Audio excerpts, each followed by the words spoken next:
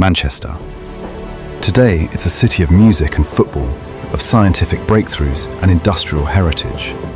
It's where Oasis battled Blur, where Manchester United and Manchester City Football Club rivalry defines the city, even where the atom was first split. But how did we get here? In this video, you're going to travel back in time, nearly 2,000 years, to witness the complete evolution of Manchester from its very beginning. We'll watch a Roman fort rise from the wilderness, see a medieval market town emerge, witness the birth of the Industrial Revolution that changed human civilization, and follow Manchester's transformation into the vibrant, modern metropolis it is today. Using AI technology, we can now transform old engravings and historical photographs into vivid, realistic scenes, bringing Manchester's extraordinary past back to life before your eyes. Let's begin with the Romans. It's the year 79 AD. Governor Gnaeus Julius Agricola is pushing Roman conquest northward into what's now northern England. His legions need a fort to control the routes between the fortresses at Chester and York. They choose a sandstone bluff overlooking the confluence of two rivers, the Medlock and the Irwell. The local Brigantes tribe calls the area something like breast-shaped hill. In Latin, this becomes Mamucium. The fort that rises here can house about 500 auxiliary soldiers. It's not glamorous. This is frontier country, cold and wet, far from Rome's Mediterranean heartland. The soldiers, many from modern-day Spain, Germany and North Africa, build their rectangular fort with earthen ramparts and wooden palisades. Eventually, they rebuild in stone. A small civilian settlement of vicus grows up outside the fort's walls. Traders, craftspeople, families of soldiers, maybe a few hundred people at most. They build a bathhouse. There's a mansio, a kind of Roman inn for official travelers. Pottery is made and grain is ground. Life continues at the edge of empire. For 3 centuries, Mamucium sits here. Then, in 410 AD, Rome collapses and the legions withdraw. The official Roman infrastructure crumbles. Within a generation, the stone buildings are being pillaged for materials, the roads are cracking, and the civilian settlement is largely abandoned. The Romans leave behind stones and place names, but not much else. Mamucium fades into obscurity.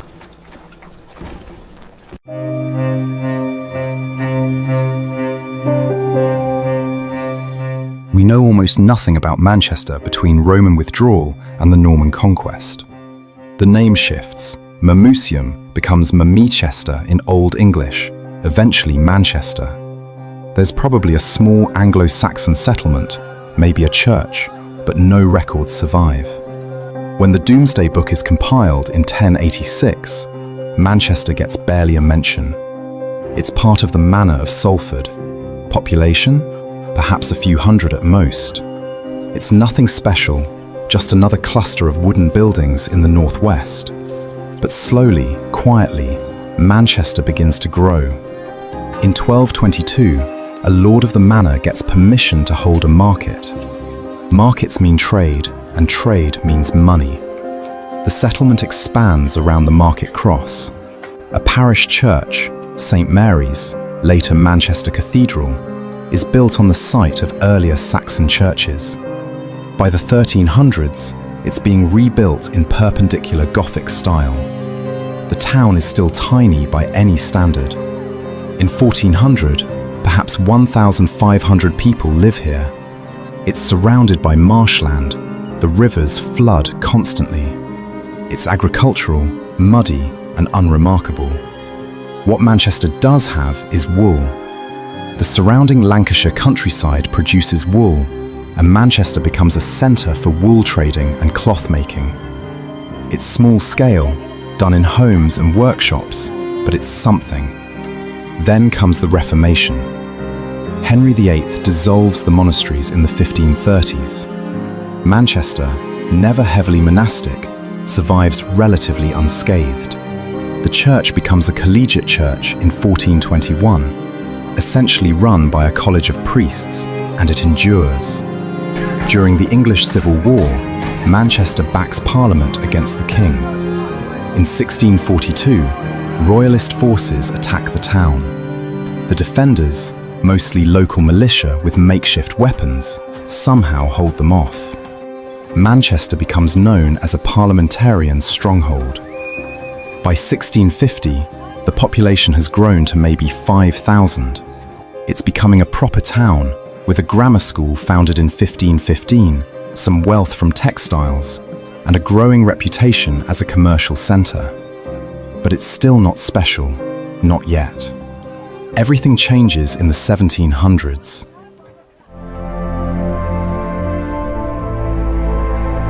Cotton fabric, imported from India, becomes fashionable in England in the late 1600s. It's lighter than wool, easier to wash, and dyes beautifully. There's just one problem. Britain doesn't grow cotton. It has to be imported as raw fibre and then spun and woven into cloth. And here's where Manchester's story becomes inseparable from slavery. The cotton flowing into Manchester comes primarily from plantations in the American South and the Caribbean, worked by enslaved Africans. Ships leave British ports carrying manufactured goods to Africa. They trade those goods for enslaved people. They transport those people, packed in horrific conditions, to the Americas. The ships then return to Britain, loaded with raw cotton, sugar, and tobacco. This is the triangular trade, and Manchester is at the heart of it. Lancashire, with its damp climate perfect for working cotton, becomes the centre of cotton manufacturing. At first, it's cottage industry. Spinners work at home with spinning wheels. Weavers work hand looms in their cottages. Merchants collect the finished cloth and sell it, often back to plantation owners to clothe the people they've enslaved. Then the inventions begin.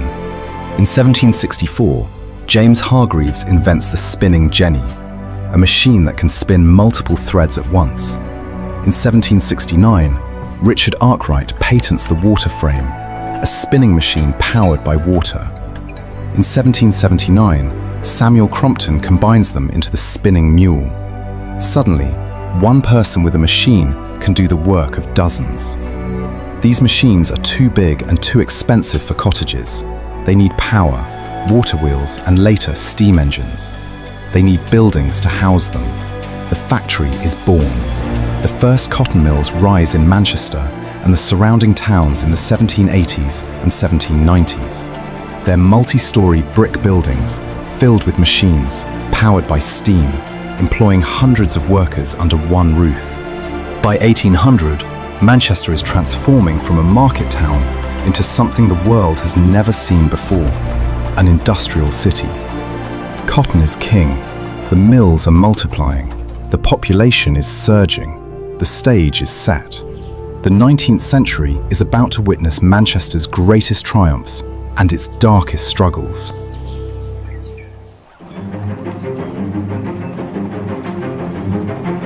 The 19th century begins with Manchester already transformed into something unprecedented, an industrial city. In 1801, the population is around 70,000. The cotton mills dominate the skyline. Steam engines fill the air with smoke. This is the future, and it's being built in Manchester. But the human cost is staggering. Workers live crammed into back-to-back terraced houses in narrow courts, entire families sharing single rooms. There's no sanitation, no clean water. Disease spreads easily. The factories run 12, 14, 16 hours a day. Children as young as 5 or 6 work in the mills. Their small hands perfect for crawling under machines to collect loose cotton. Accidents are common. Lungs fill with cotton dust. The average life expectancy in 1840s Manchester is just 25 years. People keep coming anyway. What choice do they have? The countryside offers no work. At least in Manchester there are wages, however meagre.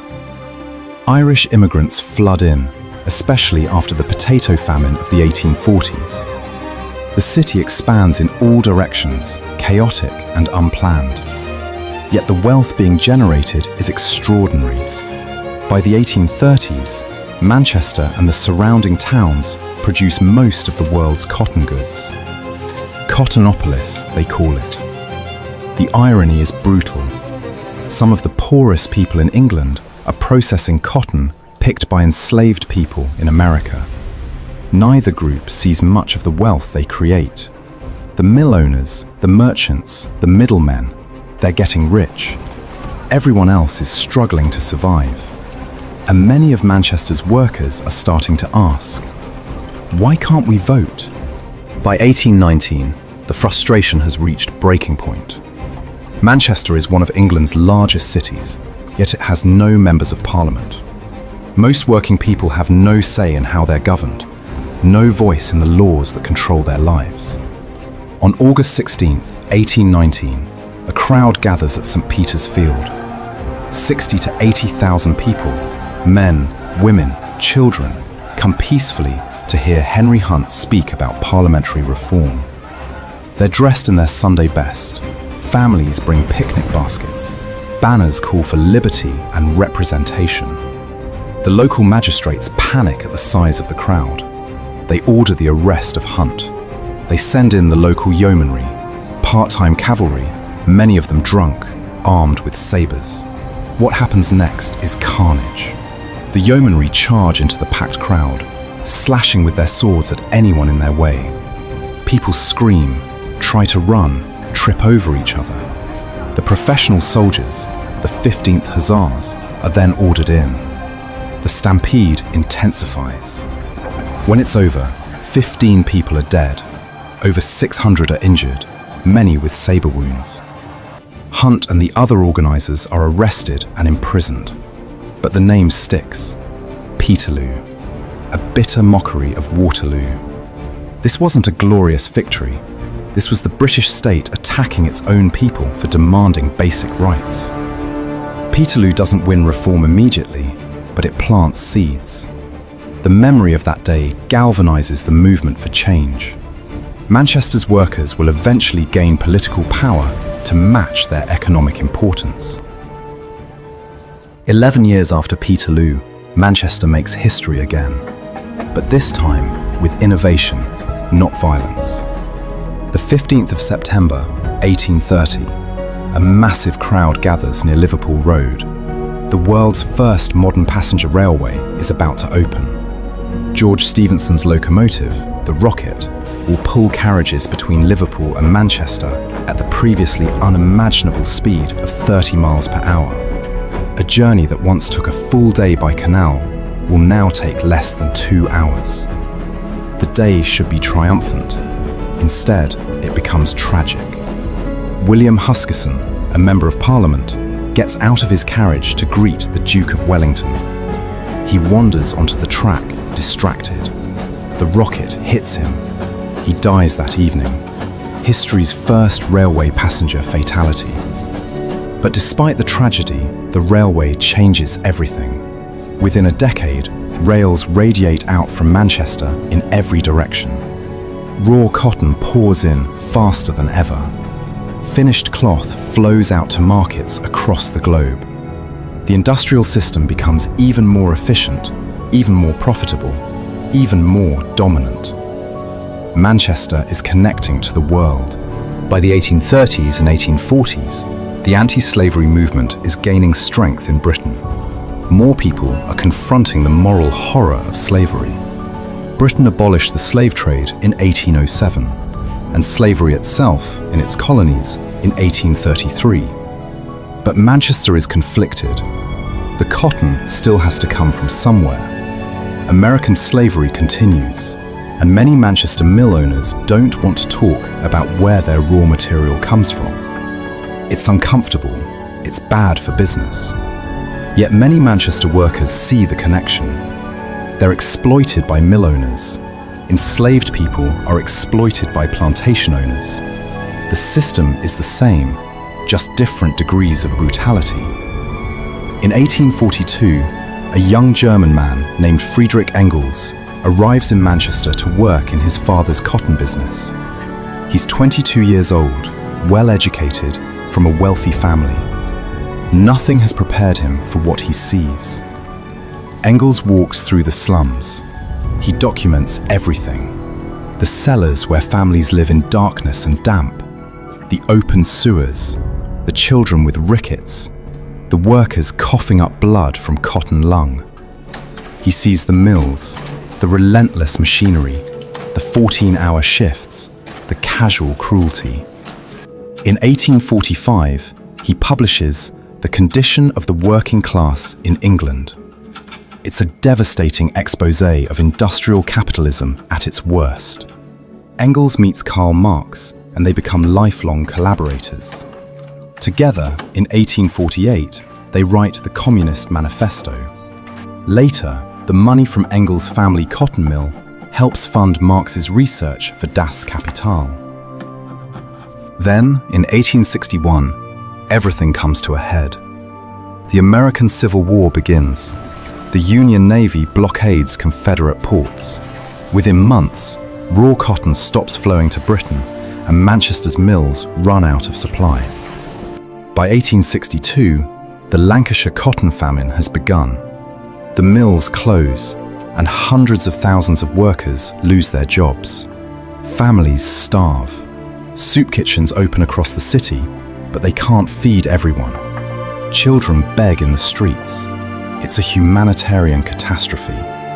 Confederate diplomats come to Britain with an offer. Support the South, break the blockade, and cotton will flow again. Your workers will have jobs, your mills will run. All you have to do is support our right to keep people enslaved. Manchester's workers face an impossible choice. Support the Confederacy and end their own suffering, or support the Union and abolition and keep starving. On New Year's Eve, 1862, thousands gather at the Free Trade Hall. They debate, they vote, they draft a letter to Abraham Lincoln. They choose abolition. The vast progress which you have made in the short space of 20 months fills us with hope, they write, that every stain on your freedom will shortly be removed, and that the erasure of that foul blot on civilization and Christianity, chattel slavery, during your presidency will cause the name of Abraham Lincoln to be honored and revered by posterity. They're starving, they're desperate, and they choose to keep starving rather than support slavery. Lincoln writes back, deeply moved, "I know and deeply deplore the sufferings which the working people of Manchester and in all Europe are called to endure in this crisis.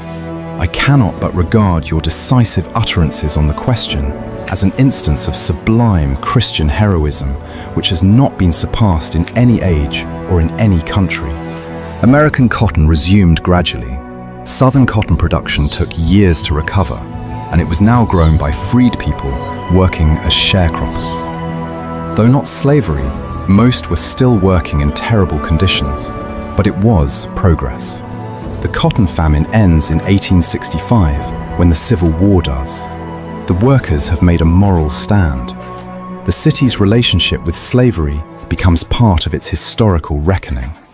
A statue of Lincoln stands in Manchester today, in Lincoln Square, commemorating that choice. By the 1870s, Manchester is wealthy beyond imagination. It's the sixth largest city in Europe. Cotton has made fortunes, and some of that wealth, not enough, but some, goes into building something lasting. In 1877, the new town hall opens. Designed by Alfred Waterhouse, it's a Gothic revival masterpiece that dominates the city centre. Inside, the Great Hall soars upward, decorated with murals by Ford Madox Brown, showing Manchester's history, from Roman times through medieval markets to the industrial present. The building declares, "We're not just a grimy factory town, we have culture, we have ambition, we have arrived." By 1900, Manchester's population has reached 544,000. The city produces cotton goods for the entire world. The saying goes, What Manchester does today, the world does tomorrow. As the new century dawns, Manchester stands at the peak of its power and influence.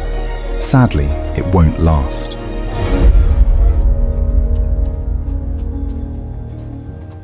The new century opens with a statement. When John Rylands dies in 1888, he's one of the richest men in England. He owns cotton mills, but he's also funded libraries, schools, and charities.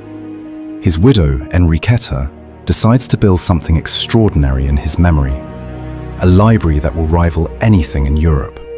The John Rylands Library opens in 1900 on Deansgate. She hired architect Basil Champneys to create something extraordinary. It's breathtaking, neo-Gothic with soaring vaulted reading rooms, intricate stone carving, and stained glass that makes it feel like a cathedral. It's built to house rare books and manuscripts, a temple to learning in the heart of the industrial city. You can still visit it today. It's one of the most beautiful libraries in the world. But darker times are coming. World War I devastates Manchester like everywhere else. Thousands enlist. The PALS battalions, units of men from the same towns and workplaces, suffer horrific casualties. Entire streets lose their young men on the same day at the Somme. But the war stimulates industry. Manchester's factories produce uniforms, munitions, machinery. Women take factory jobs in unprecedented numbers. The interwar years are difficult. International competition grows. American and Japanese cotton mills are more efficient. Indian independence movements boycott British cotton, a deliberate rejection of the colonial trade that enriched Manchester while impoverishing India. Manchester's dominance in textiles begins to slip. Then World War II. Manchester is a major industrial centre and a target. The Manchester Blitz begins in December 1940. For 2 nights, December 22nd and 23rd, German bombers pound the city centre. Over 600 people die. Thousands of buildings are destroyed or damaged. The historic centre is gutted. After 1945, Manchester struggles. The textile industry continues its long decline. Mills close. Jobs disappear. The city that made the modern world is being left behind by it. By the 1960s and 70s, central Manchester is depressed. Victorian warehouses stand empty. The city feels tired, grimy, past its prime.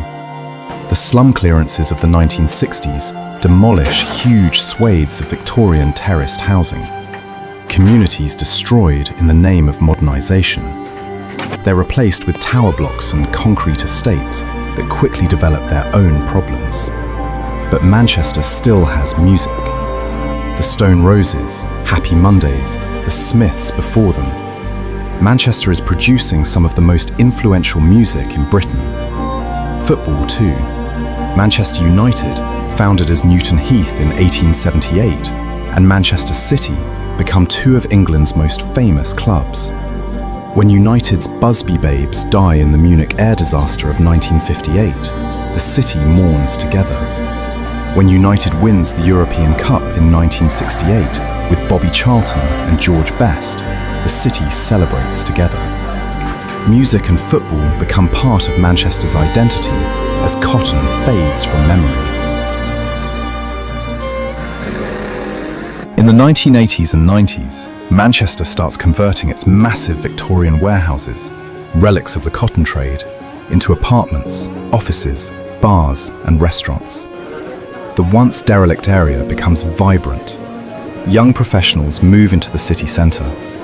The Commonwealth Games in 2002 provide another boost. The Etihad Stadium is built. East Manchester is regenerated. The city looks modern, confident, forward-looking. Universities expand massively. The University of Manchester and Manchester Metropolitan University together educate over 100,000 students. The city is young again. Over 40% of the population is under 30. Media companies relocate from London. The BBC moved significant operations to Media City UK in Salford Quays, a former industrial dockland transformed into a gleaming modern quarter. By 2010, Manchester is booming again.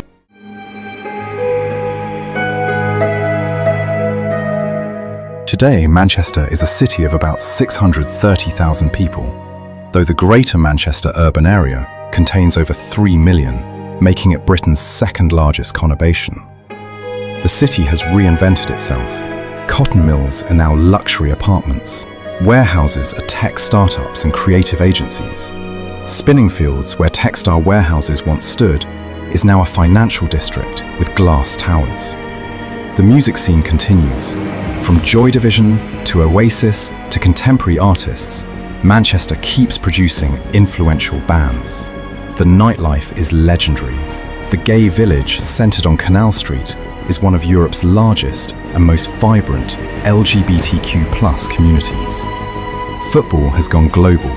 Manchester United and Manchester City have fans in every country. But challenges remain. Inequality is stark. Some areas are among the most deprived in England. Homelessness is highly visible on city centre streets. The gap between rich and poor is growing. The 2017 Manchester Arena bombing, a terrorist attack after an Ariana Grande concert that killed 22 people, many of them children, shocked the city. But the response showed Manchester's character. The city came together. The worker bee, Manchester's symbol since the Industrial Revolution, representing the industriousness of the city's workers, became a symbol of solidarity. Tattoos, murals, tributes appeared across the city. We stand together. From Roman fort to medieval market town to the world's first industrial city to a modern post-industrial metropolis, Manchester has continually transformed itself. The city's buildings may change, but the character of its people, resilient, innovative,